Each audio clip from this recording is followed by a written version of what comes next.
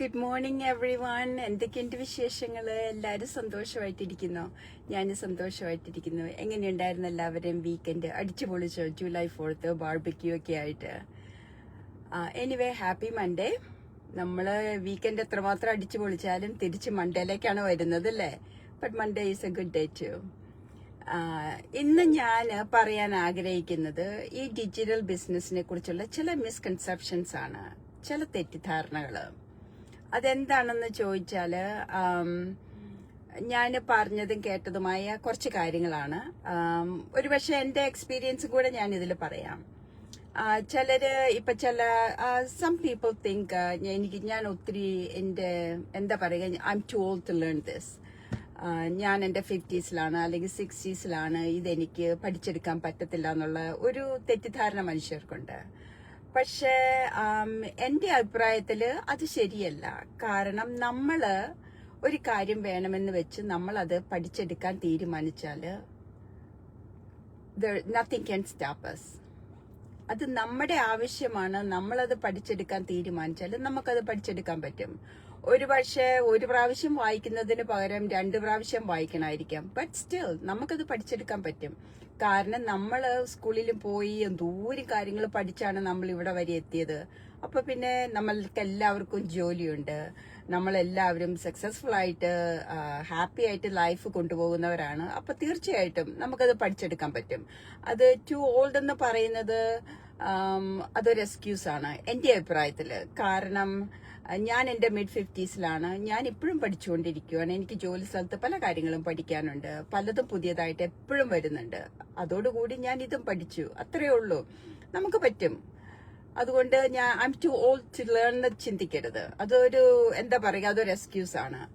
പിന്നെ ഉള്ള ഒരു മിസ്കൺസെപ്ഷൻ എന്താന്ന് പറഞ്ഞിട്ടുണ്ടെങ്കിൽ എനിക്ക് ടെക്നിക്കൽ സ്കിൽസ് ഒന്നുമില്ല. എനിക്കും ഇല്ല സ്പെഷ്യൽ ടെക്നിക്കൽ സ്കിൽസ് ഒന്നും. ഞാൻ IT പ്രൊഫഷനൊന്നും അല്ല.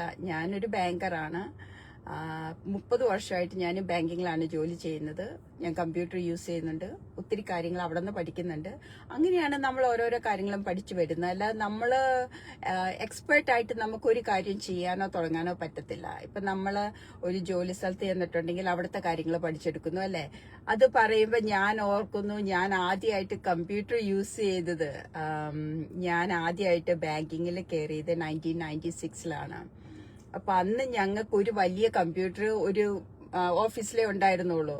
അതിലെല്ലാവരും അതാ യൂസ് ചെയ്യുന്നത്. അത് കഴിഞ്ഞ് പിന്നെ എനിക്ക് തോന്നുന്നു ഒരു 6 മാസം ഒക്കെ കഴിഞ്ഞപ്പോഴാണ് ഞങ്ങൾക്ക് എല്ലാവർക്കും കമ്പ്യൂട്ടർ വന്നത്. അന്ന് ഒന്നും അറിയത്തില്ലായിരുന്നു.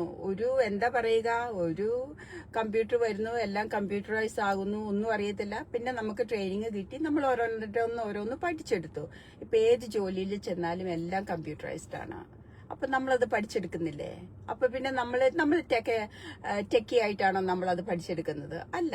ഇപ്പൊ ഈ ബിസിനസ് ചെയ്യുന്നതിൽ അധികവും ഹെൽത്ത് കെയറില്, മെഡിക്കല്, ബാങ്കിങ്, അങ്ങനെയുള്ള ഓരോരോ ബിസിനസ്സുകളും ഇൻഡസ്ട്രിയിലും ജോലി ചെയ്യുന്നവരാണ്. അവരൊക്കെ ടെക് എക്സ്പേർട്ട് ആണോ? അല്ല. പക്ഷെ എന്നാൽ ഇതിൽ IT പീപ്പിളും ഉണ്ട്, ഇല്ലെന്നല്ല. പക്ഷെ എന്നാലും ഉണ്ട്. പക്ഷെ നമുക്കിതില് ടെക് എക്സ്പെർട്ട് ആകേണ്ട ആവശ്യമില്ല. കാരണം നമുക്ക് step by step training, coaching, mentorship എല്ലാം ഇവിടെ കിട്ടുന്നുണ്ട്. അതുകൊണ്ട് നമുക്ക് ആ ഒരു പേടി വേണ്ട. പിന്നെ ഉള്ളത്, എനിക്ക് ടൈമില്ല. എനിക്കും നിങ്ങൾക്കും ഈ ലോകത്തുള്ള എല്ലാവർക്കും 24 hours ആണുള്ളത് അല്ലേ? ഈ 24 hours നമ്മൾ എങ്ങനെ യൂട്ടിലൈസ് ചെയ്യുന്നു എന്നുള്ളതാണ് പ്രശ്നം. ഇപ്പം ഞാൻ ഈ ഡിജിറ്റൽ ബിസിനസ് തുടങ്ങുന്നതിന് മുമ്പ് ചിലപ്പോൾ ഞാൻ സോഷ്യൽ മീഡിയ ഒക്കെ എടുത്ത് യൂട്യൂബ് റീൽസ് ഒക്കെ കണ്ട്, ഫേസ്ബുക്കില് റീൽസ് കണ്ട്, യൂട്യൂബിൽ കുറച്ച് മലയാള സീരിയൽ ഒക്കെ കണ്ട് ഞാൻ അവിടെ ഇരിക്കും, മണിക്കൂറുകളോളം ഇരിക്കും. ഇടയ്ക്ക് എന്നെ വന്ന് വിളിക്കും, എന്താ പരിപാടി, ഇങ്ങനെ ഇരുന്നാൽ മതിയോ എന്ന് ചോദിക്കുമ്പോഴാണ് ഞാൻ ഓർക്കണം, അയ്യോ 10 മിനിറ്റ് അല്ലെങ്കിൽ 20 മിനിറ്റ് എന്ന് പറഞ്ഞിരുന്ന ഞാനിപ്പോ 2 മണിക്കൂറായി എന്ന്. അത് സാധാരണമാണ്. നമ്മളെല്ലാവരും ചെയ്യുന്ന കാര്യമാണത്. നമ്മൾ അതൊക്കെ ഒന്ന് കട്ട് ഡൗൺ ചെയ്ത് നമ്മുടെ ഡേ ഒന്ന് ഓർഗനൈസ് ചെയ്താൽ നമുക്ക് തീർച്ചയായിട്ടും ഈ ബിസിനസ് നമ്മുടെ ഫുൾ ടൈം ജോലിയോടൊപ്പം അതുപോലെ തന്നെ മറ്റുള്ള കാര്യങ്ങളോടൊപ്പം തന്നെ നമുക്ക് കൊണ്ടുപോകാൻ പറ്റും. ഇപ്പൊ ഈ ബിസിനസ് ചെയ്യുന്ന എല്ലാവർക്കും ഫുൾ ടൈം ജോലിയുണ്ട്. 99.9% ആൾക്കാരും ഫുൾ ടൈം ജോലിയോടൊപ്പമാണ് ചെയ്യുന്നത്. ഇപ്പൊ നമുക്ക് ഇതിന് സമയം ഇല്ലാന്ന് പറഞ്ഞ് നമുക്ക് ഇരുന്നാല് നമുക്കിങ്ങനെ ഒന്നും തുടങ്ങാൻ പറ്റത്തില്ല. അതുപോലെ തന്നെ നമ്മൾ സമയം കണ്ടെത്തണം അല്ലേ? ഇപ്പൊ എനിക്ക് 8 hours ആണ് എന്റെ ജോലി. 10, 12, 16 മണിക്കൂർ ജോലി ചെയ്യുന്നവര് ഈ ബിസിനസ് ചെയ്യുന്നുണ്ട്. അപ്പൊ നമുക്ക് വേണ്ടത് നമ്മുടെ ഒരു പോസിറ്റീവ് മൈൻഡ് സെറ്റും നമുക്കിത് വേണമെന്നും പിന്നെ നമ്മുടെ ടൈം നമ്മുടെ ഡേ ഒന്ന് ഓർഗനൈസ് ചെയ്യുവാണ് എങ്കില് നമുക്കിത് വളരെ ഈസി ആയിട്ട് നമ്മുടെ ജോലിയോടൊപ്പം തന്നെ കൊണ്ടുപോകാൻ പറ്റും.